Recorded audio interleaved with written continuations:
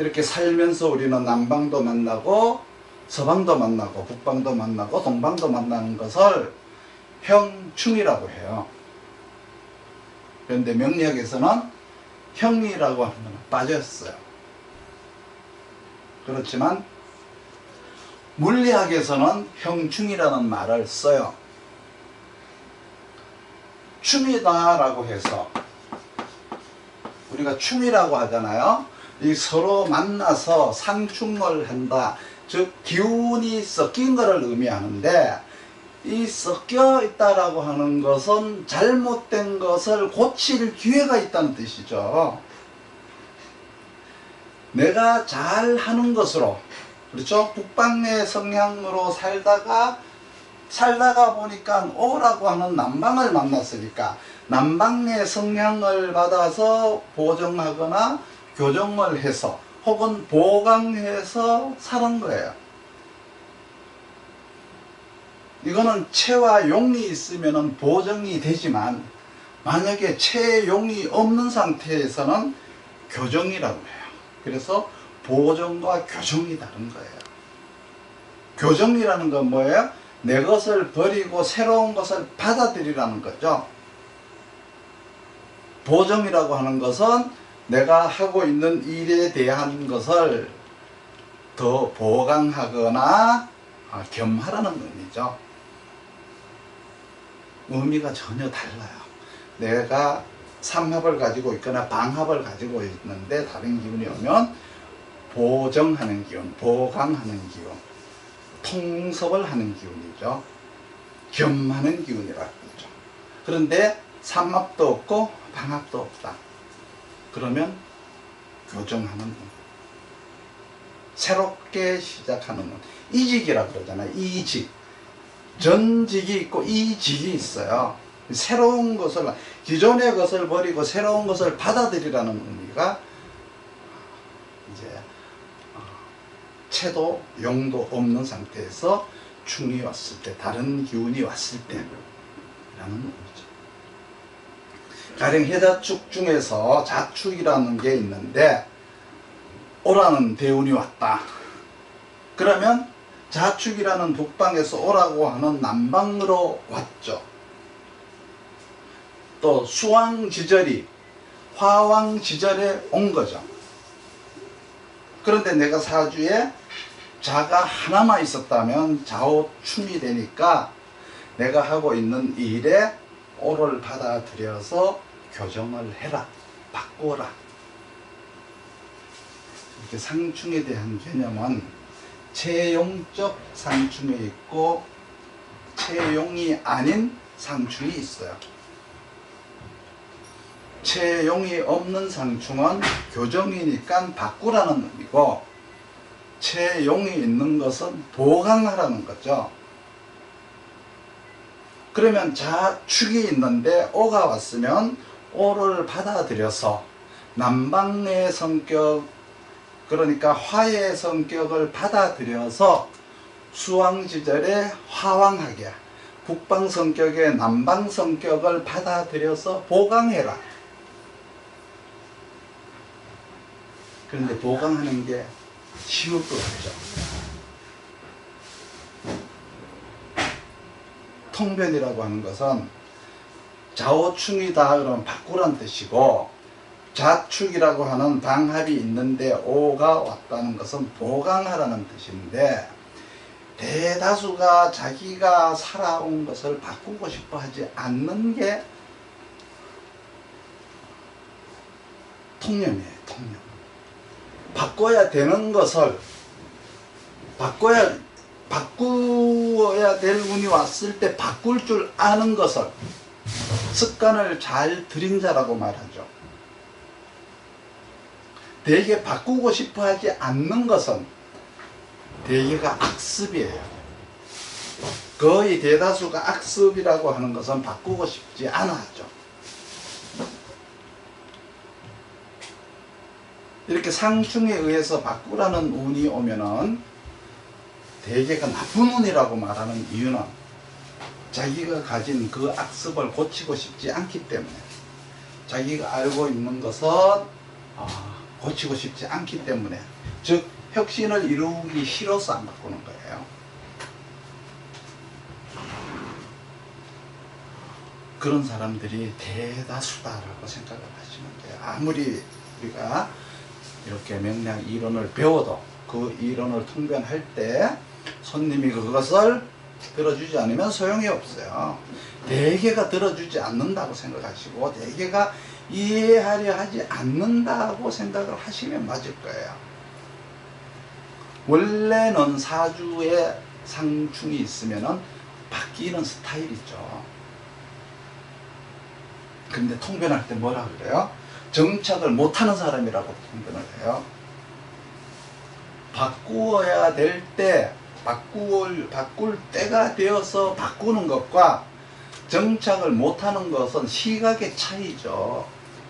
누가 직업을 바꾼 걸 저 사람은 뭐 찐득하게 하지를 못하고 또 바꿨네? 이렇게 말을 할 수가 있죠.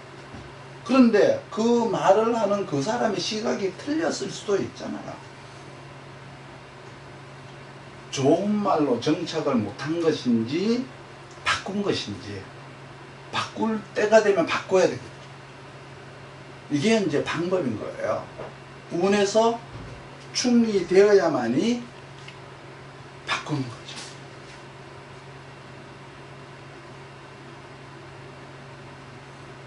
지지는 시간을 말하는 거예요. 천지, 이 지지는 시간이에요. 이 시간을 가지고 우리는 운이라고 해요. 운을 가지고 우리는 시간의 변화라고 하잖아요. 시간의 변화 속에는 어떤 사람은 채로 구성된 사람이 있고 또 어떤 사람은 용으로 구성된 사람이 이렇게 있을 거죠. 그러면 내가 격이 용으로 구성되었냐 채로 구성되었냐, 이건 또 따져봐야 돼요. 나중에 내 사주에 관이 있는데 그 관이 채로 구성되었나 용으로 구성되었나, 내 사주에 수가 있는데 이 수가 채로 구성되었나 용으로 구성되었나, 나중에 또 따져봐야 되겠죠. 근데 지금 한꺼번에 다 따지려고 그러면 머리 깨지니까 안 되고 나중에 따지도록 하죠. 각기 이게 다 다르니까 다시 따져야 되고 또 따져야 되고 해야 되는데 지금은 우선 개념 파악만 하고 지나가자는 거예요.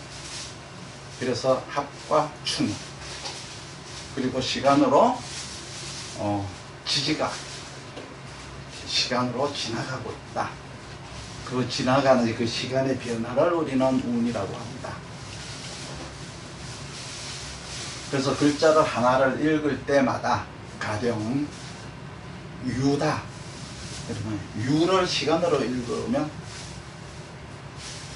뭐야? 온도 습도를 봐야죠. 온도 습도를 봐야 되니까 가을이잖아요. 그래서 서방이라고 그러죠. O형으로 보면 금이라고 해요. 금왕절.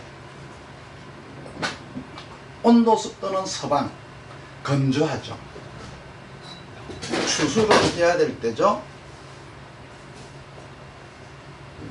무언가를 잘라내야 되죠. 떼어내야 될 때. 무언가 익어가니까 질겨요. 질기고 맛이 들고 열매가 있고 낙엽은 떨어지고 알곡만 남는 시기죠.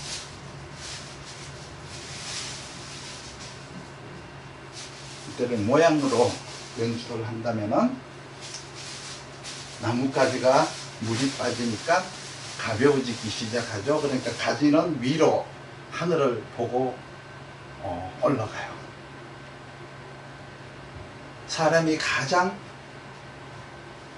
활동적인 시기가 겨울이에요. 여름인 것 같죠? 이 겨울에는 나뭇가지가 전부 하늘을 보고 있어요. 나무는 가장 활동적이지 않고 앉아있는 것은 겨울이 아니라 여름이에요. 여름. 왜? 만물은 열심히 자기 자랑을 하면서 초록이 무성하고 활동적이죠. 그게 여름이죠. 그러면 그거를 사람은 어떻게 해야 돼? 지키고 앉아서 기르고 가꾸어야죠. 사람이 나가서 막 그걸 놓고 나가서 돌아다니면 돼요, 안 돼요?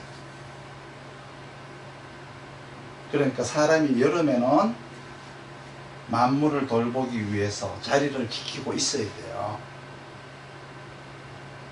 그렇지만 겨울은 금한순행하니 금백수청하더라.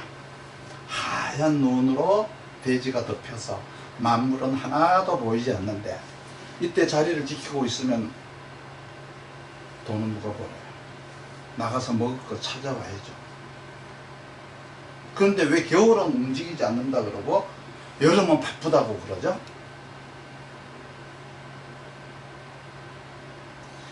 인간은 나무가 아니고 사람이니까. 그렇죠? 사람은 어떻게 해야 돼요? 자기 살을 뜯어먹고 사는 게 아니고 남의 살을 뜯어먹어야죠. 경쟁을 해야죠. 그래서 겨울은 나가야 되고 여름엔 붙어 앉아서 자기 거를 기르고 가꿔야 돼요. 그러니까 여름에 출생한 사람들은 성격이 붙어 앉아 있어야 되는 거죠. 붙어 앉아 있어야 성공을 해요. 여름생들은. 겨울생들은 가만히 붙어 앉아 있으면 안 돼요. 나가 돌아다녀야 성공을 해요. 그래서 대개 여름생들의 직업은 연구로 가죠. 연구, 개발 이런 걸로 되어 있고, 겨울생들은 대개 직업이 유통업이죠. 통상이라고 그러잖아요. 경영이라고 그러잖아요. 그러니까 활동적이고 돌아다니는 거죠. 그러니까 반드시 계절 감각 그리고 시간에 대한 감각을 꼭 지니도록 하셔야 돼요. 그렇다고 해서 초등학생이 왔는데 만약에 유라고 하는 가을이 왔다. 그러면 경쟁할 시기가 왔다라고 말을 해야지 추수할 때가 왔다고 그러면 안 되죠. 초등학생한테 추수라뇨. 나이에 맞게 설명을 해야 돼요. 그래서 이 천간이라고 하는 것은 그 사람의 사고력을 갖는 거죠. 지지라고 하는 것은 사물과 어떤 사물의 형체들이 움직이는 시간의 표시예요. 그 물형들이 움직이는 곳에서 너는 시간에 맞추어서 어떻게 행동할래? 너는 채로 행동할래? 용으로 할래? 상충으로 할래? 충과 형으로 채로 할래? 용의 채로 할래? 채의 충으로 할래? 용의 충으로 할래? 뭐 이러한 행동 방식이 이 속에 들어있어요. 자세하게 아는 것보다 하나하나를 공리를 통해서 내 속으로 받아들인다면은 명리학 공부는 성공을 할 수가 있어요. 그러니까 천간은 너 무슨 생각하고 있냐? 너 뭐하고 살 거야? 너의 정체성을 회복해라. 사고력과 정체성을 말하는 것은 천간을 말합니다. 지지라고 하는 것은 시간의 변화, 환경의 변화. 너의 환경이 지금 어떠한 시간을 가지고 있는가, 어떠한 시간이 가고 있는가를 말하는 거예요. 그 환경이라는 시간 속에는 채도 있고 용도 있는데 이것이 충이라는 것으로 구성을 해 놓았어요. 명리학에서 신살은 제외하고 상생상극으로만 가지고, 그렇죠? 채의 충으로 살래? 용의 충으로 살래? 아니면 채용이 된 합의 충으로 살래? 그냥 충으로 살래? 이러한 살아가는 방법론들이 각기 다르다는 거죠. 채라는 것은 물형을 뜻하는 거고 물형을 쓴다는 의미고, 용이라고 하는 것은 내 능력을 만든다는 의미고요. 환경 적응을 한다는 의미가 용이에요. 그러면 인이라고 하는 것은 이제 암장을 말하는 거죠. 인이라고 하는 것은 암장을 말하는 건데, 다른 말로 지장간이라고 그러죠. 시간에 따라서 지장간에서 이 사물이 형체를 달리하면서 나오게 돼요. 이 물건들은 그냥 두면 안 되고 인간들이 써야 되니까 저 인간이 용이에요.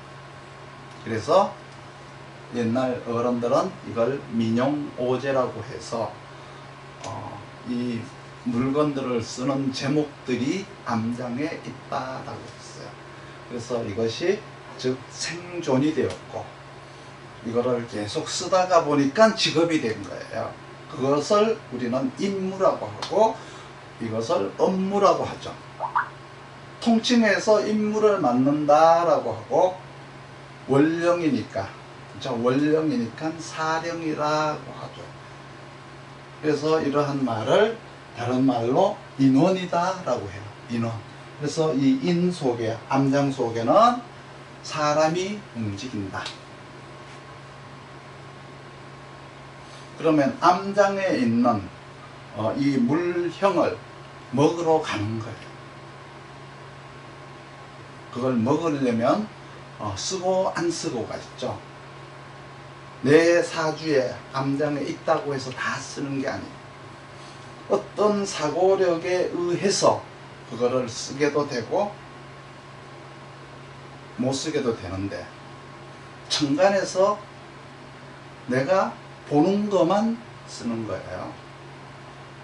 천간은 뭐라 그랬죠? 천간은 사고체계라고 했잖아요. 사고체계라고 하는 것은 보는 것만 쓴다는 거예요. 보지 못한 것은 있어도 못 써요. 있다고 다 쓰는 게 아니에요. 사고 자체가 다른데 사고력과 시간 그리고 내가 써야 될 물건들이 이 천지인 속에 들어있어요. 그러니까 내가 물건을 쓰나 못 쓰나는 암장에 있는 물건을 쓰나 못 쓰나를 판단하는데 물건이 있는데 판단은 통근으로 하고 투관으로 하는 거예요. 물건은 있는데 그 물건을 내가 보느냐 못 보느냐 통근과 투관으로 하는 거예요. 그러면 투관이 많이 될수록 많이 쓰고 투관이 안 될수록 안 쓰겠죠. 색깔이 없기 때문에 그래요. 가령 사주 천간에 나는 금밖에 없는데 무슨 물건을 보면은 그냥 금으로밖에 안 보여요. 근데 목이 운에서 왔어요. 그건 쓰는 게 아니에요. 대개 쓰는 거는 천간에 있어야 쓰죠. 그런데 좌오묘유 원령에 출생을 하면은 쓰는 게 별로 없어요. 진술충미 원령에 출생하면은 오지랖이 넓게 또 다 쓰죠.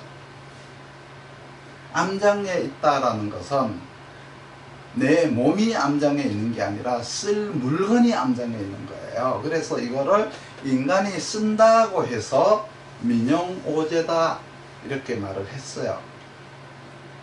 그동안에 하늘과 땅을 기준하던 것을 한나라 때부터 이거를 사람이 쓰는 거를 기준해서 해야 된다라고 해서 종과 시를 따져가면서 풀어보자고 하는 것이 명리학의 시초라고 해요. 이런 학문을 한나라 때 주연이 처음 냈어요. 그 당시에 이러한 생각을 갖지 않는 다른 모든 사람들이 이 주연이라는 분을 향해서 비난을 받아 마땅한 자다, 지탄을 받아 마땅한 자다라고 생각을 했겠죠. 그렇지만 이제 이렇게 쓰다가 보니까 이것이 생존이 되고 쓰다가 보니까 그것이 직업이 되었고 그러다가 보니까 마을이 생기고 부족이 생기고 국가가 생기고 왕권이 형성이 되고 그리고 그거를 특별히 잘 쓸 줄 아는 사람들에게 대우를 해주고 이익을 주니까 그 사람들이 집중 업무를 하다가 보니까 전문가가 되었고 이런 이제 과정을 우리가 겪고 이렇게 살아오는 거죠. 그러니까 암장이라고 하는 것은 자기가 할 일은 이 암장에서 찾는 거예요.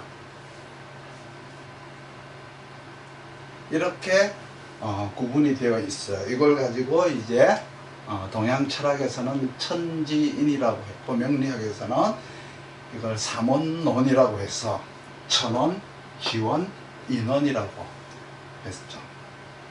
이거를 통변을 하니까 천가라 사고력이라고 하고, 지지는 시간이라고 하고, 인원은 물형을 쓰는 방법을 말하는 거예요. 그래서 암장의 종류는 복잡하고 다양하죠. 그래서 이 암장을 우리는 360일로 나누어요. 그리고 그걸 또 72개로 쪼개기도 하고, 24개로 쪼개기도 하고, 8개로 쪼개고, 4개로 쪼개고, 2개로 쪼개고, 하나로 설명하는 것이 우리들이 살아가는 시간 개념인 거예요.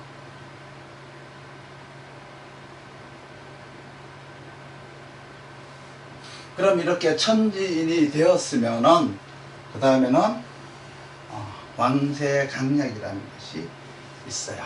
이 왕세강약을 왜 구분하느냐? 이 왕세강약을 가지고 뭐 신앙한이 어떻고 신약한이 어떻고, 관이 왕하고 관이 약하고 이런 말로 이제 쓰고자 하는 게 이제 왕세강약이죠. 죄가 다하다, 뭐 죄가 약하다 이런 말도 쓰죠. 이 세 가지를 가장 많이 써요. 신앙이냐 신약이냐, 그건 일간을 말하는 거죠. 관왕이냐 관약이냐, 제왕이냐 제약이냐, 제다냐 제약이냐 이런 말을 이제 쓰는데, 이 왕세강약 속에서 식상이 왕하다, 인성이 왕하다 이런 말은 쓰지는 않아요. 또 목이 왕하니, 수가 왕하니, 화가 왕하니 이런 말을 쓰죠. 금이 왕하면 어떻고, 토가 왕하면 어떻고, 금이 세하면 어떻고, 뭐 이런 것들이 이제 결국은 왕세강약에 대한 개념 파악이 되는 거예요.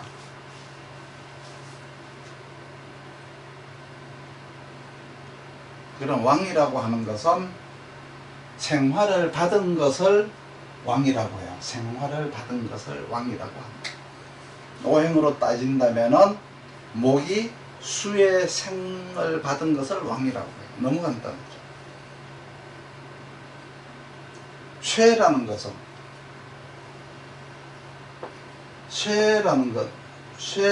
것은 초롱이를 이렇게 우산을 덮었었어요. 우산을 덮어서 우비를 덮었었다는 뜻이에요. 약하다는 뜻이죠. 죽었다는 뜻이에요. 쇠라는 것은. 왕은 살았다는 뜻이고, 쇠는 죽었다는 뜻이고. 이렇게 생사를 구분할 때 이제 왕은 살았다, 쇠는 죽었다. 이 쇠라는 것은 설화를 한 것을 말해요. 목이 화로 설화가 되었다는 뜻이죠. 굉장히 간단하죠. 왕이라고 하는 것은 상생을 받았다는 뜻이고, 쇠라는 것은 내가 상생을 했다는 뜻이에요.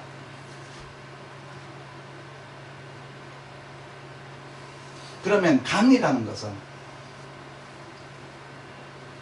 이 강은 뭐예요? 굳셀 강인데, 굳세다는 뜻인데, 물건이 강할 때 강이라고 하죠. 이 강이라는 건 뭐냐 그러면 힘의 논리예요. 힘의 논리. 그래서 강유라고 하죠. 강유. 뭐 외유 내강이라는 말이 있죠. 이렇게 강이라고 하는 말은 의지나 정신이 강하다는 걸 말하는 거예요. 그렇지만 명리학에서 논하는 것은 강유를 논하는 게 아니라 사물관이고 인격관이 아닌 거예요. 사물관인 거예요. 명리학은 엄밀하게 인격관보다는 사물관에 중점을 두고 있어요. 강이라고 하는 것은 내가 상극을 하는 것을 말해요. 칼로 상대를 벤 것을 말하는 거예요. 그러려면 상대를 이기려면, 상대를 벨려면 내가 근으로 왕해야 돼요. 그래야 상대를 벨 수가 있어요. 이 약이라고 하는 것은 깃털이 굉장히 무겁게 생겼죠. 깃털조차 무겁다는 뜻이에요. 깃털조차 무거울 정도로 약하다. 원래 깃털이라고 하는 것에 꼬리가 붙어 가지고 무거워요. 화살에다가 깃털을 달고 쐈더니 피리리릭 이렇게 떨어져 버리는 거죠. 무거워서. 그래서 약이라고 하는 것은 상대에게 베어졌다. 쉽게 얘기하면 졌다는 뜻이에요. 강이라는 것은 상대를 이겼다는 뜻이고, 약이라는 것은 졌다는 뜻이에요. 상극을 당했다는 건데 근이 없다는 뜻이죠. 근이 없으니까 강한 놈한테 당한 거예요. 가령 묘가 있는데, 사주에 묘가 있다고 칩시다. 근데 천간에 을이 없다 그러면 천간에 투간이 안 되었으니까 근이 없는 것과 같은 거예요. 꼭 천간에 있는 게 밑에 통근이 안 된 것만 근이 없는 게 아니라 지지에 있는 것이 천간에 투간이 되지 않은 것도 근이 없는 것과 같은 개념이에요. 그러면 묘가 유가 와서 묘유충을 해버리면은 베어진 것과 같은 거죠. 그러면은 베어졌다는 것도 내가 부도가 난 것이 있고 정신이 나간 것이 있어요. 교통사고가 나서 팔이 아픈 것과 있고 정신이 아픈 게 다른 거죠. 이 왕세강약이라고 하는 것은 골고루 있는 것이 정상적인 것이 왕만 있거나 양만 있거나 쇠만 있거나 강만 있으면 안 된다는 거예요. 비정상이에요. 그리고 또 왕세만 있고 강약이 없어도 비정상이고, 왕세는 없고 강약만 있어도 비정상이에요.